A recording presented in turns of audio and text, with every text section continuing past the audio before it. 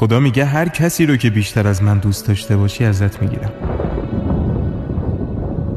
نگو بدون اون نمیتونم زندگی کنم. تو رو بدون اونم حتی زنده نگه میدارم. فصلها عوض میشن، شاخ و برگ درخت خشک میشه، زمان میگذره.